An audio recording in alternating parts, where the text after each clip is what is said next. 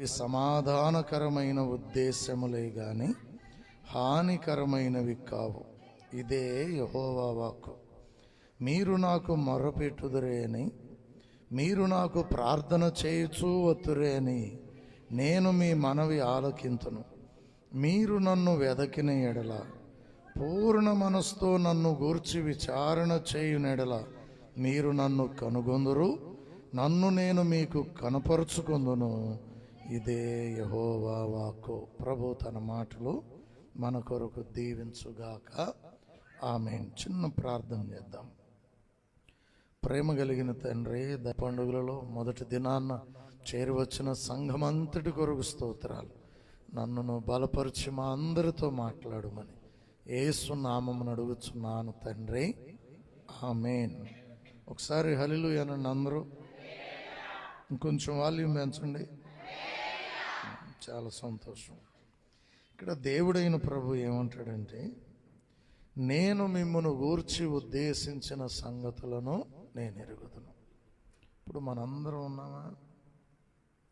దేవుని ద్వారానే మనందరం కూడా పుట్టామండి. ఇప్పుడు ఈ మైక్ మనం వాడుతున్నామా?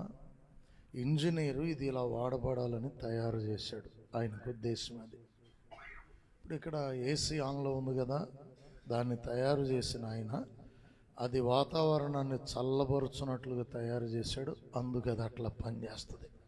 ఇప్పుడు లైట్లు ఉన్నాయా? చీకట్లో మనకు వెలుగు ఇవ్వటానికి తయారు చేశాడు, అందుకు వెలిగిస్తుంది. మరి మనల్ని ఎందుకు చేశాడు దేవుడు? మన పట్ల దేవునికున్న తలంపు ఏంటి? ఆయన అంటాడు, నేను మిమ్మును గూర్చి ఉద్దేశించిన సంగతులను నేను ఎరుగుదును. అంటే ఇక్కడ ఏమర్థం అవుతుంది? మన అందరి పట్ల దేవునికి గొప్ప ఉద్దేశాలు ఉన్నాయి. ఊరకనే మనలో ఎవరిని కూడా పుట్టించలా. కొంతమంది ఏమనుకుంటారంటే, అంటే బాధలు భరించలేక, కష్టం ఎక్కువైనప్పుడు, ఇబ్బంది ఎక్కువైనప్పుడు ఏమంటారంటే, ఆ దేవునికి కూడా నేను కనపడట్లేదు అనుకుంటా, ఆ దేవునికి కూడా నా మీద కనికరం రావట్లేదు, విచారం, బాధ, కోపం, ఇట్లా రకరకాలుగా మనం ఆలోచనలు చేస్తూ ఉంటాం. కానీ దేవుడు మనలో ఎవరిని కూడా ఎప్పుడూ మర్చిపోడు. అమెరికా దేశంలో ఎల్కేజీ పిల్లలకు చదువు చెప్పే టీచరు పిల్లలతో అందట, చిల్డ్రన్, మీకున్నటువంటి ప్రత్యేకతలు ఏవో నాకు రాసుకురండి రేపు అని చెప్పిందంట. అంటే ప్రత్యేకత అంటే తలంతు. మీరు పాడగలరా, ఆడగలరా, ఇమిటేట్ చేయగలరా, లేకపోతే ఏంటి మీ దగ్గర ఉన్న స్పెషాలిటీ రాసుకురమ్మంటే అందరూ రాసుకొచ్చారు. పిల్లలందరూ నేను పాడగలనని, డ్రాయింగ్ వేయగలనని, తర్వాత కూయగలనని, పిల్లిలాగా అరవగలనని, కుక్కలాగా మొరగలనని, ఇట్లా వాళ్ళకున్న స్పెషాలిటీలు రాసుకొచ్చారు. ఈ చీటీలన్నీ చూస్తుండగా టీచర్కి ఒకటి ప్రత్యేకంగా ఉంది. ఒక చీటీలో రాసిన మాట, ఆ ఎల్కేజీ స్టూడెంట్ చిన్నపిల్ల రాసిందంట, నాకున్న స్పెషాలిటీ ఏంటంటే పరలోకమందున్న దేవుని యొద్ద నుండి ఈ భూమి మీదకి వచ్చా, అదే నా స్పెషాలిటీ అని రాసిందంట. హల్లెలూయా చెప్పండి ఒకసారి. అంటే వాళ్ళ తల్లిదండ్రులు ఏమి నేర్పారు ఆ పాపకి? ఆ చిన్న బిడ్డకి ఏమి నేర్పారు? నీవు దేవుని దగ్గర నుంచి వచ్చావమ్మా, దేవుడు నిన్ను నా దగ్గరకు పంపాడు, నీవు దేవుని బిడ్డవే అని నేర్పారు. హల్లెలూయా. ఇప్పుడు మన జీవితంలో మనందరం కూడా తల్లి గర్భంలో వచ్చిన వాళ్ళమేగా, దేవుని ద్వారా రూపించబడి పంపబడిన వారమేగా. ఇప్పుడు నీ పరిస్థితి ఎలా ఉందో నాకు తెలియదు, కానీ ఇప్పుడు నీవు అనుభవిస్తున్న శ్రమలు నీకు ఉండాలని దేవుడు కోరుకోలే. అసలు దేవునికి నీ పట్ల ఉన్న తలంపు ఏంటి? ఆయన అంటాడు, రాబోవు కాలమందు మీకు నిరీక్షణ కలుగునట్లుగా అవి సమాధానకరమైన ఉద్దేశములే గాని హానికరమైనవి కావు. అసలు దేవుడు మన పట్ల ఎప్పుడు కూడా అశాంతిగా బ్రతకాలని దేవుడు ఎప్పుడు కోరుకోవాలి మన జీవితంలో. మరి ఎందుకు మనం అశాంతిని అనుభవిస్తున్నాం? దేవుడు కోరుకోనటువంటి ఆ చెడ్డ జీవితంలో మనం ఎందుకున్నాం? ఎందుకు సంతోషపడలేకపోతున్నాం? ఎందుకు ఆనందంగా జీవించలేకపోతున్నాం? ఆయన అంటాడు, మీ పట్ల నా తలంపులు సమాధానకరమైనవి హానికరమైనవి ఏ మాత్రం కూడా కాదంటే మనలను పుట్టించిన దేవుడు మన పట్ల ఎలాంటి ప్రణాళికను రూపించాడు అంటే మనం సమాధానకరముగాను సంతోషకరముగా జీవించాలని. ఇప్పుడు యేసు ప్రభువును ఒక్కసారి మనం తలంచుకుందాం. ఆయన సిలువలో మరణించడానికి ముందు కొరడాలతో కొట్టబడ్డాడు, ఉమ్మి వేయబడ్డాడు, అరచేతులతో చరచబడ్డాడు, అవమానపరచబడ్డాడు, ముళ్ళ కిరీటం పెట్టబడ్డాడు, మోయలేని భారమైన సిలువను మోశాడు, మ్రేకులతో ఆ సిలువను వేలాడదీశారు.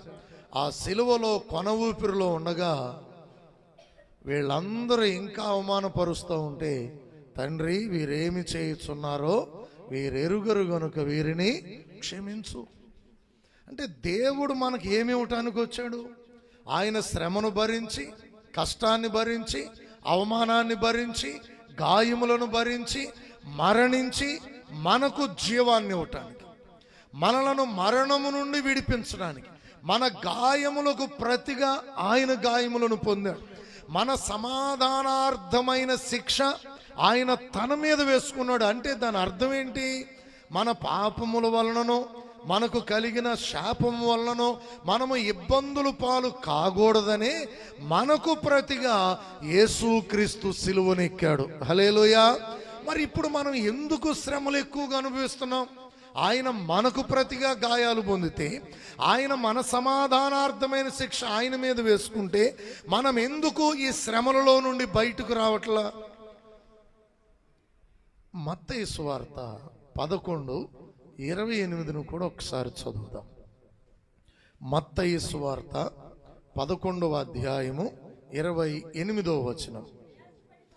ప్రయాసపడి భారము మోసుకొనుచున్న సమస్త జనులారా నా యొద్దకు రండి, నేను మీకు విశ్రాంతిని కలుగజేతును. వినండి బాగా, చాలా బాగా వినండి. కొన్ని మాటలు విశ్వాస సంబంధమైనవి, మనస్సుకి నచ్చినట్లుగా ఉండవు, కానీ సత్యం ఎప్పుడూ కూడా మారదు, గుర్తుపెట్టుకోవాలి. ఆయన ఏమంటాడంటే, ప్రయాసపడి భారము మోసుకొనుచున్న సమస్త జనులారా నా యొద్దకు రండి, నేను మీకు విశ్రాంతిని కలుగజేస్తా. కానీ ఈ లోకంలో అందరూ ఏమనుకుంటున్నారు? మనం కష్టపడితే సుఖంగా బ్రతుకుతాం, ఈ ఉద్యోగం ఉపయోగం లేదు కానీ వేరే వ్యాపారం చేసి బాగుపడదాం, ఈ వ్యాపారం ఏం ప్రయోజనకరంగా లేదు కానీ మరొక ఉద్యోగం చేద్దాం, ఈ విజయవాడ పట్టణం మనకు కలిసి రాలేదు కానీ ఇంకో పట్టణానికి వెళ్ళిపోదాం, ఈ ప్రాంతం మనకు కలిసి రాలేదు కానీ ఇంకో చోటుకి వెళదాం, ఈ ఇల్లు మనకు కలిసి రాలేదు కానీ ఇంకొక ఇంట్లోకి వెళ్ళిపోదాం. అంటే దేవుడు ఏం చెప్పాడో అది మన మనసుకు అందట్లా. ఏమనుకుంటున్నాం? విశ్రాంతినిచ్చేది దేవుడు. మీరు బాగా గుర్తుపెట్టుకోనండి, ఒకవేళ రోజుకి 24 గంటలు 18 గంటలు నువ్వు కష్టపడ్డావు అనుకో, డబ్బులు వస్తాయి కానీ ప్రశాంతత రాదండి. ప్రశాంతత దేవునిలో నుండి వస్తుంది, సమాధానం దేవుని సహవాసంలో దొరుకుద్ది, మానసిక సంతృప్తి దేవుడు ఇచ్చేటటువంటి ఔషధం. అది లోకంలో ఎక్కడ దొరికేది కాదు. కానీ మనుషులు ఏమనుకుంటున్నారంటే, నా పిల్లలు పెద్దోళ్ళు అయితే సుఖంగా బ్రతుకుతాను నేను. ఒకసారి పెద్దోళ్ళ దగ్గరికి వెళ్ళి అడగండి, వాళ్ళు ఎట్లా సుఖంగా ఉన్నారో చెప్తారు. పిల్లల్ని పెంచి పెద్ద చేసిన వాళ్ళ దగ్గరికి వెళ్ళి, మా అమ్మ నీకు మనవాళ్ళు కూడా నా అంత ఉన్నారు, మరి నీకు ఇప్పుడు ఎంత కష్టపడ్డావు కదా, నీ ప్రాణానికి సుఖం దొరికిందా అని అడుగు. ప్రాణానికి ప్రశాంతత యేసు ప్రభువే. హల్లెలూయా. మనం ఆయన దగ్గరకు రావాలి. ఆయన అంటాడు, మిమ్ములను గూర్చి ఉద్దేశించిన సంగతులు నేను ఎరుగుదును. చూడండి, యెషయా గ్రంథం 55:8-9 చదవండి ఒకళ్ళు. కీర్తనలు 139:17 ఒకరు చదవండి. నా తలంపులు మీ తలంపులు వంటివి కావు, మీ త్రోవలు నా త్రోవల వంటివి కావు, ఇదే యెహోవా వాక్కు. అయిపోయిందా? 8-9 చదివేశారా? ఆకాశములు భూమికి పైన ఎంత ఎత్తుగా ఉన్నవో మీ మార్గముల కంటే నా మార్గములు, మీ తలంపుల కంటే నా తలంపులు అంత ఎత్తుగా ఉన్నాయి. బాగా అర్థం చేసుకోండి. మన పట్ల మనకున్న తలంపుల కంటే కూడా దేవుని తలంపులే గొప్పవి. ఎవరి పక్షాన? మన తరపున. ఇప్పుడు నీవు జీవిస్తున్నట్లుగా శ్రమలో, దుఃఖములో, కన్నీటిలో, అపాయకరమైన పరిస్థితులలో ఉండాలని దేవుడు తలంచల. నీ పట్ల దేవునికున్న తలంపేంటి? భూమికి పైన ఆకాశము ఎంత ఎత్తుగా ఉన్నదో అంత గొప్ప జీవితం నీకు ఇవ్వాలనే దేవుని యొక్క తలంపై ఉన్నది. తర్వాత 139:17 కూడా చదవండి. దేవా, నీ తలంపులు నాకెంత ప్రియమైనవి, వాటి మొత్తం ఎంత గొప్పది, వాటిని లెక్కించదని అనుకుంటున్నా, అవి ఇసుక కంటే ఎక్కువై ఉన్నవి లెక్కకు. నేను మేల్కొని ఉంటున్నా, ఇంకనూ నీ వద్దే ఉన్నాను. అంటే దేవుని కార్యాలు పొందిన కీర్తనాకారుడు అంటాడు, నీ తలంపులు నాకెంత ప్రియమైనవయ్యా. అంటే ఏం జరిగింది? ఈయన ప్రార్థన చేసుకుంటున్నాడు, దైవ భక్తిని చేసుకుంటున్నాడు. నీ చిత్తం నా పట్ల నెరవేర్చయ్యా అని విధేయుడు అవుతున్నాడు. ఎప్పుడైతే విధేయత చూపుతున్నాడో, దేవుని చిత్తానికి తన జీవితాన్ని అప్పగించుకుంటున్నాడో, ప్రభువుని ఆరాధిస్తున్నాడో, ఆయన బ్రతుకులలో అద్భుతాలు దేవుడు చేశాడు, గొప్ప కార్యాలు చేశాడు దేవుడు. ఆయన అంటాడు, దేవా, నీ తలంపులు నాకెంత ప్రియమైనవి, వాటి మొత్తము ఎంత గొప్పది, పర్వతమును మించిపోయి ఉన్నదే, లెక్కించాలనుకుంటే ఇసుక కంటే ఎక్కువైపోయి ఉన్నవి. అంటే అణువణువున ప్రతి అడుగున దేవుడు ఆయన జీవితాల్లో అద్భుతాలు చేసి బహుగా హెచ్చించాడు. మరి మన జీవితంలో కూడా అదే. మనము దేవుని వెంబడించినప్పుడు దేవుడు అట్టి కృపనిస్తాడు. మిమ్మల్ని అడుగుతున్నాను, దావీదు రోజుకు ఎన్నిసార్లు స్తుతించేవాడు, రోజులో ఎన్నిసార్లు ప్రార్థన చేసేవాడు? 7 సార్లు 7 సార్లు స్తుతించేవాడు, ముమ్మారు ప్రార్థన చేసేవాడు. ఆయన పోని కొంతమంది ఏమనుకుంటారంటే, దావీదు అంటే మహారాజు, ఆయన ఖాళీ కాబట్టి అటు చేసి ఉంటాడు అని అనుకుంటున్నారేమో. రాజులకి ఎక్కువ షెడ్యూల్ ఉంటుందా, మనకి ఎక్కువ ఉంటుందా? బిజీ వర్క్ ప్రధానమంత్రి గారికి ఎక్కువ పని ఉంటుందా, మనకుంటుందా? ఒక్క ఇంటికి సంబంధించిన మనకే తీరట్లా. ఆయన భారతదేశంలో ప్రతి వ్యక్తి పట్ల బాధ్యత వహించవలసిన వానిగా ఉన్నాడు. ఆయన బాధ్యత ఎంతో గొప్పది. దావీదు మహారాజు, ఇశ్రాయేలు దేశమంతటికి కూడా మహారాజు. మహారాజైన దావీదే రోజుకి 7 మార్లు స్తుతించేవాడు, ముమ్మారు ప్రార్థన చేసేవాడు. అందుకు ఆయన అంతగా హెచ్చించాడు. మరి మనం ఏం చేస్తున్నాం? ఈ పరివర్తన పండుగలో, ఈ 2025వ సంవత్సరంలో నీవు ఒక నిర్ణయానికి రావాలి. నూతన సంవత్సరం రావటం కాదు కానీ నూతన మనస్సు మనకు రావాలి, నూతన హృదయాన్ని మనం ధరించాలి.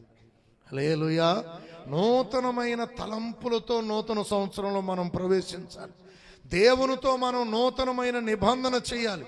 ఎందుకు ఈ రాత్రి ఈ విషయం చెప్తున్నానంటే, ప్రపంచంలో చాలా దేశాల్లో, మన దేశంలో మరి ముఖ్యంగా నరనరాల్లో ఇమిడిపోయిన దైవ వ్యతిరేకమైన తలంపు ఏంటో తెలుసా?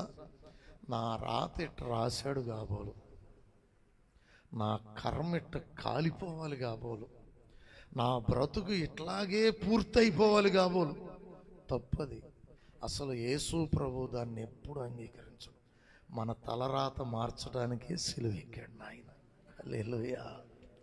మన కర్మ ఫలాన్ని తన మీద వేసుకున్నాడు. మన క్రియల ఫలం కూడా మనం అనుభవించక్కర్లా. ప్రభు దగ్గరకు వచ్చినప్పుడు ఆయన కృపలో, ఆయన మహిమైశ్వర్యములో మనలను కనికరించి గొప్ప చేసేవాడు ఆయన. ఆయన ఉద్దేశములలో మనం ఎప్పుడూ కూడా ఉన్నతమైన వారిగా బ్రతకాలని. నీకు ఒక చిన్న మాట చెప్తాను. ఈ సెల్ ఫోను 5 సంవత్సరాల క్రితం 22,000 కొన్నానండి. ఎన్ని సంవత్సరాల క్రితం? 5 సంవత్సరాల క్రితం. నేను 20 సంవత్సరాలుగా దేవుని సేవ చేస్తున్నా. ఈ సెల్ ఫోన్ ₹1,00,000 అమ్ముతా. 5 ఏళ్ల క్రితం 22,000 కొన్నా. మీలో ఎవరు కొంటారు? ఏంటి ఇంత తెలివితేటలు వచ్చినాయి మీకు? ఒక్కళ్ళు మాట్లాడట్లా. అక్కడక్కడ ఖర్చీపులు కూడా కొనేస్తారంటగా. నేను సేవకుడిని 20 ఏళ్ళ నుంచి సేవ చేస్తున్నా. పాస్టర్ గారు మంచి సేవకుడు అని కూడా చెప్పాడు నా గురించి. మీకు కూడా అప్పుడప్పుడు వచ్చే కొంతమందికి తెలుసు. మీకు నేను అంటే జీవితం తెలియకపోయినా సేవకుడిని అని తెలుసు. 1,00,000 రూపాయలకి అమ్మితే ఎవరన్నా కొంటారా? కొనరా? అయ్యా మగ పిల్లలు మీరన్నా కొనరా? ఏంటి ఇంత తెలివితేటలు వచ్చినాయి మీకు? అట్లాగే ఉండాలి. ఎవడు కొంటాడు? అదే 100 రూపాయలకి ఇస్తానండి, ఇది ఆగుద్దండి. ఎందుకంటే 100 రూపాయలకి ఇస్తాను, ఇది ఎంతమందికి కావాలంటే మాట ముగిసేలోపు నా చేతిలోది మీ చేతులకు లాక్కోరు. మధ్యలో ఈ మాట ఎందుకు చెప్పానో తెలుసా? విలువ తక్కువ దానికి విలువ ఎవడు పెడతాడు? తెలివైనోడు ఎవడైనా పెడతాడా? విలువ తక్కువ దానికి విలువ ఎవరైనా పెడతారా? ఎవరో పెట్టరు. మనం విలువ తక్కువ వారం అయితే యేసు ప్రభు ప్రాణం ఎందుకు పెడతాడు మనకు ప్రతిగా? మనం విలువైన వారం. నువ్వు అనుకుంటున్నావు నా భర్త మంచోడు కాదని, నా భార్య మంచిది కాదని, అసలు నా కన్న కడుపే మంచిది కాదు, నా బిడ్డలే మంచోళ్ళు కాదని, అసలు నా తల్లిదండ్రులే దరిద్రులు నన్ను ఇటు చేశారని రకరకాలుగా బాధలు పడుతున్నారు. ఉన్నతమైన దేవుని తలంపు ఏమైంది? నీకు విలువనిచ్చి నీ బ్రతుకును ఘనపరచాలని, నీ దీనస్థితిలో నుంచి నిన్ను పైకి లేవనెత్తాలని, నీ హృదయ వేదనలన్నిటినీ తొలగించి నీకు ఒక సుస్థిరమైన గొప్ప జీవితాన్ని ఇవ్వాలని నీకు విలువనిచ్చి మరణించిన క్రీస్తు ప్రేమ నీ హృదయంలో ఎక్కడుంది? అది మర్చిపోతున్నావు. అందుకే లేవలేకపోవటం. నిన్ను నువ్వు షెడ్డుగా ఉన్నవేవో వాటన్నిటిని కూడా తొలగించేసేయి. ఇక్కడ ఒక మాట అంటాడు, మిమ్మును ఊర్చి ఉద్దేశించిన సంగతులు నేను ఎరుగుదును. రాబో కాలమందు మీకు నిరీక్షణ కలుగునట్లుగా అవి సమాధానకరమైన ఉద్దేశములే గాని హానికరమైనవి కావు అని అంటాడు. మీరు నా యొద్దకు వత్తురే అని, నాకు మొర్రపెట్టుదురే అని. దేవుని తలంపేంటి? మనము దేవుని సన్నిధికి రావాలి. ఎవరైతే మన పట్ల గొప్ప తలంపులు కలిగి మనలను పుట్టించాడో, ఎవరైతే మన జీవితాన్ని భవిష్యత్తును గొప్ప చేయటానికి మనకు ప్రతిగా, మన పాపములకు ప్రతిగా, మన శాపమునకు ప్రతిగా సిలువలో ప్రాణం పెట్టాడో ఆ పరిశుద్ధుడైన దేవుని యొద్దకు రావాలి. చాలామంది రాలేకపోతున్నారు.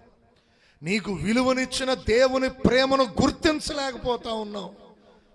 కీర్తనలో 4:2 అంటాడు. ఒకసారి ఆ మాట చదవండి. 4వ కీర్తన 2వ వచనం లేదా 2వ చరణం. నరులారా, ఎంతకాలము నా గౌరవమును అవమానముగా మార్చుదురు? ఎంతకాలము వ్యర్థమైన దానిని ప్రేమించెదరు? ఎంతకాలము అబద్ధమైన వాటిని వెతకెదరు? యెహోవా తన కొరకు తన భక్తులను ఏర్పరచుకొనుచున్నాడని తెలుసుకోండి. లోకం గ్రహించాలి సత్యం. ఎక్కడ వెతకాలి దేవుణ్ణి? దేవుడేమో మన జీవితానికి విలువనిచ్చి మనము దేవుని ద్వారా క్షేమంగా, సంతోషంగా, సమాధానకరంగా బ్రతకాలని మన జీవితాన్ని గౌరవించి ఆయన మరణిస్తే ఆయన గౌరవాన్ని అవమానముగా చేసుకుని ఆ దేవుని సన్నిధిని విడిచిపెట్టి ఎటు వెతికితే బ్రతుకు మారేను? ఎక్కడ నీ జీవితంలో ఇదిగో చూడండి మార్పులు వస్తాయంటే, ఏ దేవుడైతే నీకు ప్రతిగా సిలువ ఎక్కాడో, ఏ దేవుడైతే నీ క్షేమాన్ని కోరుతూ ఉన్నాడో, ఏ దేవుడైతే నీకు సమాధానాన్ని ఇవ్వాలని ఆశపడుతున్నాడో ఆ దేవుడైన ప్రభువే మన రక్షకుడు. ఆయన దగ్గరకు రావాలి. ఆయన అంటాడు మొర్రపెట్టుదురే అని. ఏం చేయాలంటే మనం ప్రార్థన చేయాలి. నీకు ఏ పరిస్థితులున్న దేవునికి తెలుసు. నీ పట్ల ఆయనకున్న తలంపులన్నీ కూడా తెలుసు గనుక నీవు ఆయనకు మొర్రపెట్టాలి. కీర్తనలు 50వ కీర్తన 15వ వచనాన్ని ఒక్కసారి చదవండి. ఆపత్కాలములో నన్ను గూర్చి మొరపెట్టుము, నేను నిన్ను విడిపించెదను, నీవు నన్ను మహిమపరచెదవు. దేవుడు స్పష్టంగా ఆహ్వానిస్తున్నాడు. ఆపత్కాలం వచ్చిందా? రిస్కులు ఎక్కువైపోయినాయా? సమస్యలు కృంగదీస్తా ఉన్నాయా? నీ పట్ల దేవుని తలంపు గొప్పదే. అయితే ఆయన ఏమంటాడు, మీరు నా యొద్దకు వత్తురే అని నేను ఎదురు చూస్తున్నా, నాకు మొర్ర పెడతారేమోనని నేను ఎదురు చూస్తున్నాను అన్నాడు. ఎందుకు? ఆపత్కాలములో నుండి విడిపించి నీవు ఆయనను మహిమపరిచే గొప్ప వ్యక్తివిగా నీ జీవితాన్ని మార్చాలని. హల్లెలూయా. కాబట్టి దేవుని దగ్గరకు రండి, దేవునికి మొర్ర పెట్టండి, మనఃపూర్వకంగా ప్రార్థన చేయండి. ఏం శ్రమ ఉంది, ఏ కష్టం ఉంది, మళ్ళీ జ్ఞాపకం చేస్తున్నా, గుర్తుపెట్టుకోండి. నా తలరాత ఎట్లా రాశాడని ఊరుకోబాకు. దయచేసి ఆ మనస్సును తీసేసి, తలరాత ఏం లేదు, నీవు ప్రార్థన చేస్తే నీ రాత దేవుని చేతిలోకి వస్తుంది. దేవుని తలంపులు నీ పట్ల గొప్పవి, ఆకాశం కంటే. హల్లెలూయా. ఈ భూమి కంటే ఆకాశం ఎంత ఉన్నతమైనదో మన తలంపుల కంటే మన పక్షమున దేవుని తలంపులు అంత గొప్పవి. మన మార్గముల కంటే దేవుని మార్గములు అంత గొప్పవి. కాబట్టి మనం ఏం చేయాలంటే ఆశతో మొర్రపెట్టుకోవాలి, ప్రభువా నా కొరకు సహాయం చేయమని. తర్వాత ఏం చెప్పాడు అక్కడ, నాకు మొర్రపెట్టుదురే అని నేను మీ మనవి ఆలకింతును, మీరు నన్ను వెదకిన ఎడలా అన్నాడు. దేవుణ్ణి ఏం చేయమంటున్నాడు? వెదకాలి అని చెప్తున్నాడు. మిమ్మల్ని అడుగుతున్నాను, దేవుణ్ణి ఎక్కడ వెతకాలి? యెరూషలేం వెళ్దామా? యెరూషలేం వెళ్దామా, లేకపోతే రోమాపట్నం వెళ్దాం? ఎక్కడ వెతుకుదాం దేవుణ్ణి? మీరు నన్ను వెదకిన ఎడల అని ప్రభువు చెప్పాడు. దేవుణ్ణి ఎక్కడ వెతకాలి? ప్రతిష్ఠిత స్థలాలు ఏమైనా ఉన్నాయి దేవునికి? పోని గుణదల కొండ మీద ఉన్నాడా? పెద్ద ఆవిటిపల్లిలో ఉన్నాడా? పోనీ నిర్మల గిరిలో ఏమైనా ఉన్నాడా? నాగపట్నంలో పోనీ అక్కడ ఏమైనా ఉన్నాడా? కాదండి, నేను అడుగుతున్నాను మిమ్మల్ని. దేవుడు నన్ను వెతకండి అంటున్నాడు కదా, నన్ను వెతకిన ఎడల మీకు ఫలం వస్తుంది అనే విషయం ఇక్కడ ప్రభువు చెప్తున్నాడు. దేవుణ్ణి ఎక్కడ వెతకాలి మనం? ఏ చోటుకు వెళ్ళాలి? పోనీ దేవుడు ఎక్కడున్నాడు చెప్పండి గట్టిగా. ఎక్కడికి వెళ్ళి వెతకాలి ఆయన్ని? ఏ చోటుకు వెళ్ళి వెతకాలి? నువ్వు ఎక్కడున్నావో అక్కడే నీ దేవుడు ఉన్నాడు. హల్లెలూయా. ఆయన అంటాడు, హృదయ శుద్ధి గలవారు ధన్యులు, వారు దేవుని చూచెదరు. యోహాను సువార్త 4వ అధ్యాయము 19వ వచనం నుండి 21 వరకు చదవండి వరుసగా. యోహాను సువార్త 4:19 నుండి 21 వరకు. అప్పుడు ఆ స్త్రీ, అయ్యా నీవు ప్రవక్తవని గ్రహించుచున్నాను. మా పితరులు ఈ పర్వతమందు ఆరాధించిరి గాని ఆరాధింపవలసిన స్థలము యెరూషలేములో ఉన్నదని మీరు చెప్పుదురని అనగా, యేసు ఆమెతో ఇట్లనెను, అమ్మా ఒక కాలము వచ్చుచున్నది, ఆ కాలమందు పర్వతము మీదనైనను యెరూషలేములోనైనను మీరు తండ్రిని ఆరాధింపరు. నా మాట నమ్ముము. నేను మీకు తెలియని దానిని మీరు మీకు తెలియని దానిని ఆరాధించువారు, మేము మాకు తెలిసిన దానిని ఆరాధించువారము. రక్షణ యూదులలో నుండియే కలుగుచున్నది. అయితే యథార్థముగా ఆరాధించువారు ఆత్మతోనూ సత్యముతోనూ తండ్రి ఆరాధించు కాలము వచ్చుచున్నది, అది ఇప్పుడు వచ్చేయున్నది. తన్ను ఆరాధించువారు అట్టివారే కావలియునని తండ్రి కోరుచున్నాడు. దేవుడు ఆత్మ గనుక ఆయనను ఆరాధించువారు ఆత్మతోనూ సత్యముతోనూ ఆరాధింపవలెను. హల్లెలూయా చెప్పండి ఒకసారి, బిగ్గరగా చెప్పండి. ఇప్పుడు చెప్పండి, ఎక్కడికి వెళతారు? పర్వతాలకు వెళదామా? పర్వతాలు ఎక్కుదామా? లేకపోతే యెరూషలేముకు వెళదాం, ఒక 2 లక్షలు ఖర్చు పెట్టుకుని? కొంతమంది అంటే దేవుడు మిమ్మల్ని దీవిస్తే వెళ్ళి రావచ్చు, పర్వాలేదు, దానికి పెద్ద తప్పు అయితే కాదు. పరలోకమందున్న దేవుడే నడయాడిన ప్రదేశాలు కాబట్టి వెళ్ళి రావటం పొరపాటు కాదు. కానీ అక్కడికి వెళితే రక్షణ ఉందనుకుంటే అది పొరపాటే. ఆయనేం అక్కడ లేడు. యేసు ప్రభు అన్నాడు, అమ్మా మీరు మీకు తెలియని దాన్ని ఆరాధిస్తూ ఈ పర్వతం మీద ఆరాధన చేసుకుంటున్నారు. కానీ ఒక కాలం వస్తున్నది, ఆ కాలం ఇప్పుడే వచ్చింది. ఈ పర్వతము మీదనైనను యెరూషలేములోనైనను తండ్రిని ఆరాధించరు అని చెప్పాడు. ఇప్పుడు యెరూషలేములో సొలొమోను కట్టిన దేవాలయం ఉందా లేదా? ఉంది అన్నోళ్ళందరూ చేయొద్దండి. ఇక్కడ యెరూషలేములో సొలొమోను రాజు కట్టిన దేవాలయం ఉంది అన్నవారు సరే, లేదు అన్నవారు చేయొద్దండి. ఇక్కడ ఏంటండి, ఉంటే ఉందని చెప్పాలి, లేకపోతే లేదు. రెండింటికి చేతులు ఎత్తలేదేంటి? మీరు యెరూషలేము ఫోటో చూస్తారు కదా, యెరూషలేము అని రాస్తారు, ఖచ్చితంగా ఫ్రేమ్ ఉంటుంది. ఆ యెరూషలేము అని ఫ్రేమ్ మీద మసీదు ఉంటుంది. అక్కడ ఎందుకుందో తెలుసా? దేవుడే దాని ఆధిపత్యాన్ని కూల్చేశాడు. ఆయన అంటాడు, 3 దినాల్లో ఈ మందిరాన్ని పడేసి నేను కడతాను అని చెప్పాడు. అదే ఆత్మీయ మందిరం. హల్లెలూయా చెప్పండి ఒకసారి. హల్లెలూయా. అంటే శరీరానుసారమైన మందిరాల ఆరాధన తీసివేశాడు యేసయ్య. ఇప్పుడు ఏ ఆరాధనను తెచ్చాడంటే ఆత్మీయ ఆరాధన. ఆత్మతో సత్యముతో ఆరాధించున్నట్లుగా దేవునిని వెతకటం అంటే పర్వతాలకు వెళ్ళనవసరం లేదు, కొండలెక్కనవసరం లేదు, యెరూషలేములో కూడా వెళ్ళనవసరంలా. మన దేవుడు మనతో కూడా ఉండటానికి ఆయన సిలువలో మరణించి పునరుద్ధానుడై తిరిగి లేచాడు. హల్లెలూయా చెప్పండి ఒకసారి. ఆయన అంటాడు, హృదయ శుద్ధి గలవారు ధన్యులు, వారు దేవుని చూచెదరు. హృదయ శుద్ధిని ప్రేమించుచు దయగల మాటలు పలుకువానికి రాజు స్నేహితుడు. ఇప్పుడు నీవు దేవుని కనుగొనాలి అంటే నీ ఉన్న చోటే హృదయంలో ప్రార్థన చేయాలి, అంతరంగాన్ని శుద్ధి చేయాలి. దేవుడు నీ హృదయంలోనికి వచ్చినట్లుగా, దైవ దర్శనములు మనకు కలుగునట్లుగా, దేవుని వాగ్దానములను మనము స్వతంత్రించుకున్నట్లుగా, దైవ కార్యములను మనం పొందినట్లుగా ఏం చేయాలి? మనం హృదయాన్ని ఏం చేయాలి? బాగు చేయాలి, శుద్ధి చేయాలి. మన హృదయంలో ఉన్నటువంటి చెడును, అపవిత్రతను, అజ్ఞానమును, అవిశ్వాసమును గూర్చి ప్రభు దగ్గర ఒప్పుకొనినప్పుడు ఆ పరిశుద్ధ దేవుడైన ప్రభు మన అంతరంగంలో ఉన్న ప్రతి చెడును కూడా తన రక్తముతో కడిగి మన హృదయములో తన నివాసాన్ని ఏర్పరచుకుంటాడు. హల్లెలూయా. నేను ఒకసారి ఉపవాసం ఉండి ప్రార్థన చేసుకుంటున్నాను.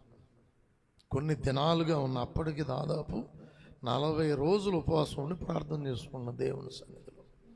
సాయంత్రం 7 గంటల వేళ ప్రార్థన చేసుకుంటుంటే యేసు ప్రభు నా హృదయంలో ఊయల వేసుకుని ఊగుతున్నాడు. హల్లెలూయా. ప్రభు ఆ దర్శనాన్ని నాకు చూపించాడు. ఎక్కడ? నా హృదయంలో నా ప్రభు అయిన యేసయ్య ఊయలు వేసుకుని ఊగుతున్నాడు. అంత ఖాళీ ఇచ్చా నా తండ్రికి. హల్లెలూయా. మొత్తం ఒప్పుకుని విడిచిపెట్టేస్తున్నా. నన్ను క్షమించమని అడుగుతున్నా. అహమును గూర్చి, అభ్యంతరాన్ని గూర్చి, పాపాన్ని గూర్చి, చెడ్డ తలంపులను గూర్చి, చెడ్డ జీవితాలను గూర్చి 23 సంవత్సరాల క్రితం సంగతి చెప్తున్నా. నా ప్రభు దగ్గర బ్రతిమాలుకున్నప్పుడు దైవ దర్శనంలో నా తండ్రి, నా ప్రభు నా హృదయంలో ఊయలు వేసుకుని ఊగుతున్నాడు. నీ హృదయంలో ఎంత చోటు ఉంది యేసయ్యకి? నీ హృదయంలో ఎంత చోటు ఇచ్చావు దేవునికి? కొంతమందికి దేవునికి హృదయంలో చోటే లేదు. చాలా విషయాలు ఉన్నాయి లోపల, ఎన్నెన్నో సంగతులు ఉన్నాయి, అవి దేవునికి విరోధమైనవి, ఆత్మీయ జీవితానికి వేరుగా ఉన్నాయి. వాటిని తీసివేసినట్లయితే దేవుడు నీ హృదయంలో నివసిస్తాడు. అందుకంటాడు, మీరు నన్ను వెదకిన ఎడల అన్నాడు. తర్వాత పూర్ణ మనస్సుతో నన్ను గూర్చి విచారణ చేయునెడల. ఎట్లాగంట? పూర్ణ మనస్సుతో నన్ను గూర్చి విచారణ చేయునెడల. విచారణ అంటే ఏంటి? ఇప్పుడు నేను బయట బైక్ పెట్టి లోపలికి వచ్చానండి. బయటికి వెళ్ళేసరికి సైడ్ మిర్రర్ అద్దం పగిలిపోయింది అనుకోండి, ఎగ్జాంపుల్ అనుకోండి, పగిలిపోయింది. ఇప్పుడు నేను ఏం చేస్తానంటే, పాస్టర్ గారు నా అద్దం పగిలిపోయింది, పిల్లలు పగలగొట్టారంటారా? లేకపోతే ఎవరైనా బండోళ్ళు వచ్చి గుద్దారంటారా? లేకపోతే బండి నేను సరిగ్గా స్టాండ్ అయిపోతే పడిపోతే ఎవరైనా నిలువబెట్టి వెళ్ళిపోయారంటారా? ఎందుకు పగిలిపోయి ఉండొచ్చు? దాన్ని విచారణ అంటారు. ఈ రాత్రి నేను మీతో చెప్పే సమాచారం ఏంటంటే, పుట్టించిన దేవుడు మన పట్ల గొప్ప తలంపులు కలిగి ఉండి మన కోసం ఆయన శిక్షను భరిస్తే మనం ఎందుకు శ్రమలలో బ్రతుకుతున్నాం? విచారణ చేసుకోవాలి. అది విషయం. అసలు ఏంటి దీని వెనకున్న కారణం? ఎందుకు నా బ్రతుకులో ఎట్లా కృంగిపోతున్నా? నా కష్టార్జితం ఎందుకు వ్యర్థమైపోతుంది? నేను కష్టపడి నా పిల్లలకు ఎందుకు పెట్టలేకపోతున్నా? నేను కష్టం చేసి నేను ఎందుకు భుజించలేకపోతున్నా? ఏంటి నా కుటుంబంలో ఉన్న పరిస్థితులు? నేను మేలుకరంగా ఉంటున్నా అనేకులకు, కానీ నాకు కీడెందుకు కలుగుతుంది? నేను అనేకులకు మేలు చేస్తున్నా, ప్రార్థన చేస్తున్నా, పరిచర్య చేస్తున్నా, కష్టపడుతున్నా, అయినా నన్ను అనేకులు ఎందుకు నిర్లక్ష్య పెడుతున్నారు? నా జీవితం ఎందుకు ఇట్లా అనగారిపోతుంది? విచారణ చేసుకున్నారా? పరిశీలించారు ఎప్పుడన్నా దేవుని దగ్గర? లోకంలో వెతికితే దొరకదు. ఒక ఇంట్లో ఉపవాస ప్రార్థన చేస్తున్నామండి. మధ్యరాత్రి వాళ్ళు ఏమైందంటే ఒక గొప్ప దేవత బయటకు వచ్చింది. ఇంత వెడల్పట్టు పెట్టుకుని ఇక్కడ వరకు గాజులు వేసుకుని ప్రార్థించే టీం మధ్యలోకి వచ్చి నిలబడింది. ప్రార్థన చేస్తున్నా, దర్శనం అది. ప్రార్థన చేస్తున్నా, నిద్రపోల, దర్శనం. ప్రార్థన చేస్తూ ఉన్నాం. నుంచుంటే నీవెవరు అంటే ఫలానా అని పేరు చెప్పింది. పేరు చెప్తే ఇక మొదలు పెట్టాం. చెప్పే ఫలానా వ్యక్తి కనపడుతుంది, ఇక్కడ వరకు గాజులు ఉన్నాయి, ఇంత బొట్టు ఉంది, ప్రార్థన చేయండి అని చెప్పి అందరూ ప్రార్థన ఎక్కువగా ప్రారంభించారు. 5 నిమిషాల్లో మళ్ళీ మధ్యలో వచ్చి నుంచుని ఈ గాజులు ఇట్లా, ఇక్కడ వరకు ఉన్న గాజులు ఇట్లా పగలగొట్టేసి ఆ పెద్దగా ఉన్న బొట్టు తుడిపేసి ఏం చెప్పిందో తెలుసు నాతో?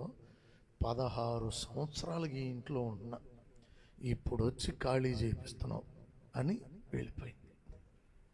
ఆ ఇంటి వారు అప్పుడు క్షేమం పొందారు. తర్వాత నాకు తెలిసిన ఒక దైవజనుడు ఉన్నాడు. ఆయనకు 7 సంఘాలు ఉన్నాయి. ఆదివారం వచ్చిందంటే ఆ పాస్టర్మ గారు బాక్సులో పెడితే ప్రయాణం చేస్తా తింటాడు. ఆయన మంచినీళ్ళు కూడా తాగుతాడో లేదో తెలియదు. అంత ప్రయాణం చేస్తే కానీ ఆ సంఘాలు కవర్ చేసుకుంటాడు ఆయన. అయితే 3వ సంఘంలో ఒక వ్యక్తి ఎదురవుద్దంట ఆ పాస్టర్ గారికి. ప్రార్థన చేయించుకుంటాకు వస్తారు కదా, ఆమెను చూస్తే పాస్టర్ గారి గుండె దడ వచ్చేదంట. ఎందుకు? కంప్లైంట్ బాక్స్ ఎంత ఉంటుంది ఆమె దగ్గర. ప్రతి వారం పాస్టర్ గారు మా అబ్బాయి ఇట్లా, పాస్టర్ గారు మా అమ్మాయి ఇట్లా, పాస్టర్ గారు మా భర్త ఇట్లా, ఇల్లు ఇట్లా అయిపోతుంది, ఇబ్బందులు అయిపోతున్నాయి, అసలు మాది ఇల్లు నరకమో కూడా తెలియట్లా, మేము అసలు ఏమైపోవాలో మాకు అర్థం కావట్లేదు, ఎప్పుడు ఈ సంగతులే. ఒక వారం అంటే అయ్యగారికి బాగా కోపం వచ్చిందంట. నా టైం అంతా తినేస్తుందేమో, నేను తింటాకే ఖాళీ లేక పరిగెత్తి ప్రతి వారం ఇదే భజన అయిపోయిందని చూశాడంట. చూస్తే లైన్లోనే ఉంది. వచ్చినామంట అన్నాడంటే, చెప్పొద్దు, ఆపు, నువ్వు నాకేం చెప్పొద్దు, ఇక నేను చెప్పినట్టు చెయ్యి. ఏంటి అయ్యగారు? నువ్వు ఇంటికి వెళ్ళిన తర్వాత 3 రోజులు నువ్వు ఇంట్లో ఉండి నీ అంతటి నువ్వే ఉపవాసం ఉండి ప్రార్థన చేసుకుని వీటన్నిటి కారణం ఏంటని అన్నాడు. అడుగు దేవుణ్ణి, దేవుడు చెప్తాడు. ఇక నోరు మూసై ప్రార్థన చేస్తాను అన్నాడు అంట. చెయ్యయ్యా. ప్రార్థన చేశాడు. ఇంటికి వెళ్ళిన తర్వాత కొంతమంది అంటే గుళ్ళోని భక్తులు ఇంటికి వెళితే అయ్యగారు మాటకి గుర్తుండదు. ఇక మళ్ళీ అయ్యగారు గుర్తు చేస్తే ఎప్పుడు అన్నారు పాస్టర్ గారు అనే విశ్వాసులు కూడా లేకపోవాలా. మొత్తానికి ఆమె గుర్తు పెట్టుకుని తలస్నానం చేసుకుని ఉపవాసం ఉండి ప్రార్థన మొదలుపెట్టింది పాస్టర్ గారు చెప్పినట్లే. ఒక రోజు అయిపోయింది, 2వ రోజు కూడా అయిపోయింది. 3వ రోజు మధ్యాహ్న కాలం ముందు ప్రార్థన చేస్తానట. ఒక ఆమె పాత గుడ్లు మూట కట్టి మూల మీద కూర్చుని జుట్టంతా ఎదరికి ఎర్రబోసి గుడ్లు తెరిచి చూస్తుందంటే ఈమె కనపడింది.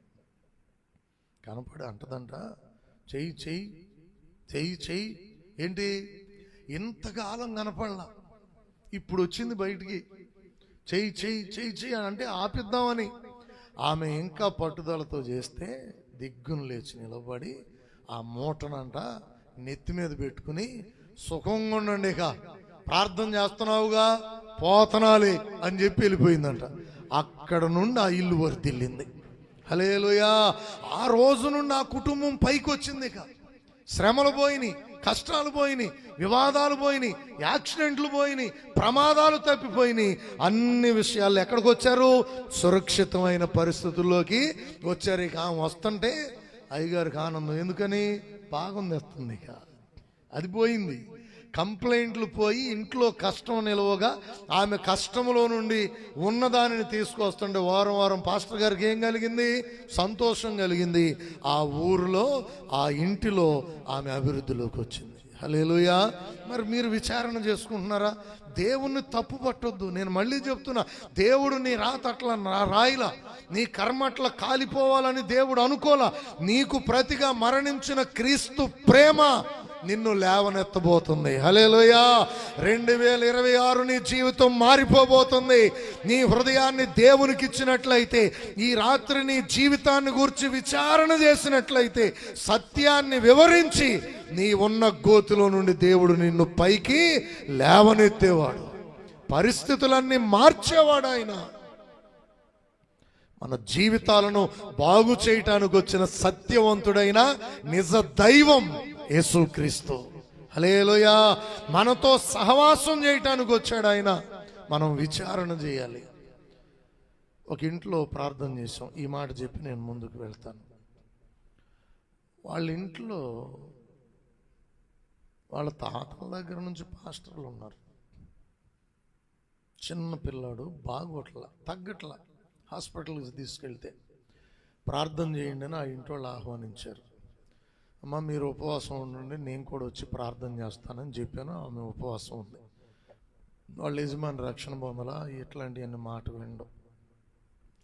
సరే వెళ్ళి ప్రార్థన చేస్తుంటే ప్రభు నాకేం చూపించాడు తెలుసా? దుర్గా ఘాట్లో పుష్కరాల్లో ముంచి లేపినట్టు చూపించాడు దేవుడు నాకు. ఆ బొడ్డోడిని అసలు ఊహించలేము. వాళ్ళు ఎప్పటి నుంచో క్రైస్తవులు, దేవుణ్ణి ఎరిగిన వారు. ఈ పని ఎట్లా చేస్తారు నాకు తెలియలా. సరే దేవుడేమో దర్శనం అది చూపించాడు. లేచినాక దేవుడి దర్శనం నాకు చూపించాడండి అని అడిగాడు. ఏంటి కారణం అని. వాళ్ళ భర్త గవర్నమెంట్, సెంట్రల్ గవర్నమెంట్ ఉద్యోగస్తుడు. ఆ డ్యూటీ అక్కడ వేశారంట. అందరితో పాటు వాళ్ళ అమ్మకు చెప్పకుండా ఆ పిల్లోని తీసుకెళ్ళి కరెక్ట్గా పని చేశాడంట. మరి దేవుడు చెప్పకపోతే ఎవరికైనా తెలుస్తుంది? ఇప్పుడు దేవుడు ఏం చేశాడు? ఉన్న విషయాన్ని వివరించాడు. దానిని గూర్చి వారు ఒప్పుకుని ప్రార్థన చేశాక వాడు ఆరోగ్యవంతుడయ్యాడు. ఇప్పుడు బాగా చదువుకుంటున్నాడు. హల్లెలూయా. యవనస్తుడు పెద్దోడు అయ్యాడు. ఇప్పుడు వాడు మంచి అందగాడయ్యాడు. నాతో పాటు ఎత్తున్నాడు, గట్టిగా ఉన్నాడు. ఏం జరిగింది? దేవుడు ఏం చేశాడు? విచారణ వలన విముక్తిని ప్రసాదించాడు. దేవుడు అదే అంటాడు, పూర్ణ మనసుతో నన్ను గూర్చి విచారణ చేయునెడలా మీరు నన్ను కనుగొందురు, నన్ను నేను మీకు కనపరుచుకుందును, ఇదే యెహోవా వాక్కు అన్నాడు. హల్లెలూయా. కాబట్టి దేవుని పిల్లలారా, మీలో ఎవరు కూడా కృంగిపోవద్దు. మనము నూతన సంవత్సరంలోకి వెళ్ళిపోతున్నాం. కానీ మనం ఎట్లా బ్రతుకుతాం మనకు తెలియదు. మన కొరకు మేలెదురు చూస్తుందో కీడెదురు చూస్తుందో మనకు తెలియదు. కానీ ఒక్క మాటని మీకు ఖచ్చితంగా చెప్తున్నా, సమస్తమును ఎరిగిన వాడే మన దేవుడైన యేసు. హల్లెలూయా.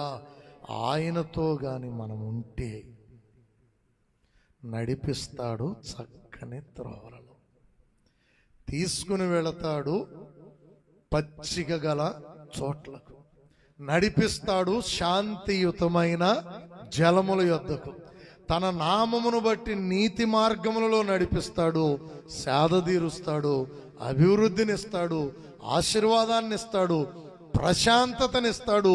ఖచ్చితంగా గొప్ప స్థితిలోనికి ప్రభు నడిపిస్తాడు. హల్లెలూయా. కాబట్టి ఈరోజు నువ్వేం నిర్ణయం చేసుకోవాలంటే, ప్రభా ఈ 2025లో ఎన్నోసార్లు నిన్ను విడిచిపెట్టి బ్రతికా, నీకు విరోధంగా బ్రతికా.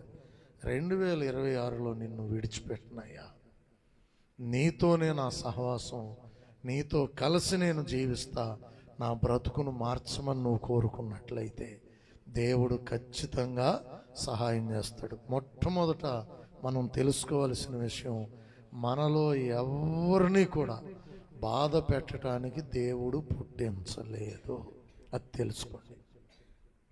మీ జీవితంలో ఎన్ని సమస్యలున్నా, ఈ పరిస్థితిని భూమి మీద ఎవడో మార్చలేడని మీరు అనుకుంటున్నా, నీకు ప్రతిగా మరణించిన వాడు ఉన్నాడు. ఆయనే నీ ప్రభు, నా ప్రభు యేసుక్రీస్తు. హల్లెలూయా. ఆయనకు మొరపెట్టు. రెండవది, ఆయనను వెతకటం అంటే ఇటు అటు తిరగటం మానేసేయండి. చక్కగా మంచి సంఘం దేవుడిచ్చాడు, దేవుని సన్నిధి మనకిచ్చాడు. నీకే టైం కావాలన్నా పాస్టర్ గారికి చెప్పు, వచ్చి ప్రార్థన చేసుకో, మొరపెట్టుకో, కన్నీరు విడు. నీవు దేవుని వేడుకో, దేవుని వెతకు. లేదు, నీ ఇంట్లోనే మోకరించు, నీ చేతులెత్తు, ప్రార్థన చేయి. నీవు ఆత్మతో సత్యముతో ఆరాధించడమే దేవుడు కోరుకున్నాడు. నీవు వెళ్ళి వెతకటానికి ప్రతిష్ఠిత స్థలాలు, దేవునికి ప్రత్యేకమైనవి ఏవీ లేవు. మనం ఎక్కడుంటాం అక్కడ తన సన్నిధి ఉన్నట్లుగా ప్రభు మనకు దగ్గరగా వచ్చాడు. హల్లెలూయా. తర్వాత విచారణ చేసుకో కొంచెం. ఎందుకు ఈ పరిస్థితులు ఇట్లా కలుగుతున్నాయి? ఎందుకు నేను అభివృద్ధిలోకి రాలేకపోతున్నా? దేవుడు నీకు జవాబిస్తాడు, నీ జీవితాన్ని వృద్ధిలోకి తీసుకొస్తాడు. ప్రభు తన కృపలో మనలను, మన సంఘములను, మన కుటుంబములను ఆ రీతిగా ఫలింపజేసి ఆశీర్వదించునుగాక. ఆమేన్. ప్రార్థించుకుందాం. ప్రార్థన హృదయపూర్వకంగా ప్రార్థన చేసుకోండి. లేదు, మన పట్ల దేవుని తలంపులు చాలా గొప్పవే. నీవు కృంగిపోవటం అనేది దేవుని చిత్తం కాదు. దేవుడు ఇదిగో చూడు, నిన్ను శ్రమలకు అప్పగించడానికి కాదు, మరొక సంవత్సరం కొరకు నిన్ను సజీవమైన రెక్కలతో కప్పింది. దేవుడు నీకు గొప్ప బహుమానం ఇవ్వబోతున్నాడు. నాన్న, నువ్వు ఎక్కడికి రావాలో కరెక్ట్గా అక్కడికే వచ్చావు. ఎలా వచ్చావో నాకు తెలియదు, కానీ నీవు రావలసిన చోటుకే వచ్చావు. నీకు ప్రతిగా మరణించిన దేవుని దగ్గరకు వచ్చావు. నిన్ను పుట్టించిన నిజ దేవుని దగ్గరకు వచ్చావు. నిన్ను ప్రేమించి హత్తుకునే పరిశుద్ధుడైన ప్రభు దగ్గరకు వచ్చావు. హృదయపూర్వకంగా ప్రార్థన చేసుకో. మార్చేస్తాడు పరిస్థితులు దేవుడు. దుఃఖమును నాట్యంగా మారుస్తాడు, కన్నీటిని ఆనందంగా మారుస్తాడు. నీ దేవుడు ఎల్లప్పుడూ విడిచిపెట్టేవాడు కాడు. ఆయన మనతో ఉండటానికే మనకు ప్రతిగా మరణించాడు. మనపూర్వకంగా ప్రార్థన చేసుకో. చిన్న ప్రార్థన చేసుకో. అమ్మ, నోరు తెరిచి మాట్లాడండి, పర్వాలేదు, ఎవరు సిగ్గుపడవద్దు. నీ పరిస్థితులు మార్చే దేవుని దగ్గర నీ గోడు వెళ్ళబుచ్చుకోవాలి. వ్యర్థమైన స్థలాల్లో మాట్లాడితే ఎవరు నిన్ను విడిపించరు. కానీ ఈ రాత్రి నీవు చేసే ప్రార్థన నీ దేవుడు విని నీకు అద్భుతం చేయగలడు. తెలుసా, ఈ సమయాన్ని నీకు అందుకే ఇచ్చాడు, ఇక్కడ వ్యర్థంగా గడిపి వెళ్ళటం కాదు. నీవు మనపూర్వకంగా ప్రార్థన చేస్తే ఈరోజే నీ తల మీద తన చేతులుంచి ఆశీర్వదించగలడు. నీకు గొప్ప వాగ్దానాలు ఇచ్చి నీ చేయి పట్టి నడిపించగలడు. ఈ సమయం నీకు విలువైనది.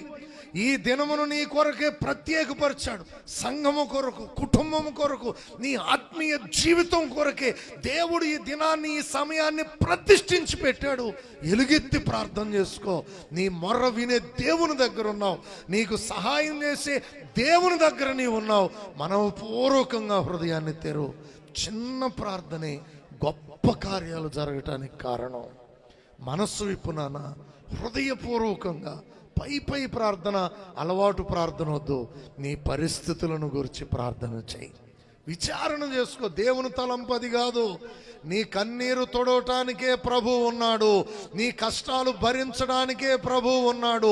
నీ బాధ్యతలు భరించడానికే ప్రభు ఉన్నాడు. నిన్ను ఆశీర్వదించడానికే ప్రభు ఉన్నాడు. నీకు సమాధానం ఇవ్వటానికే యేసుక్రీస్తు ఉన్నాడు. మనకు విలువనిచ్చే తన ప్రాణాన్ని పెట్టాడు. You are a valuable. దేవుని దృష్టిలో నీవు విలువైన వ్యక్తివి. నిన్ను నీవు శపించుకోవటం మానేసేయి. నిన్ను నీవు అవమానపరుచుకోవటం మానేసేయి. విలువనిచ్చిన నీ దేవుని శక్తి ఎదుట నీ మోకాళ్ళు వంచి ప్రార్థన చేసుకో. నీ హృదయాన్ని బద్దలు చేసి ప్రార్థన చేసుకో. దైవ వ్యతిరేకమైన కార్యముల విషయమై దేవుడు విడిపించున్నట్లుగా మనపూర్వకంగా ప్రార్థన చేసుకో. ప్రార్థించుదాం. ప్రార్థన.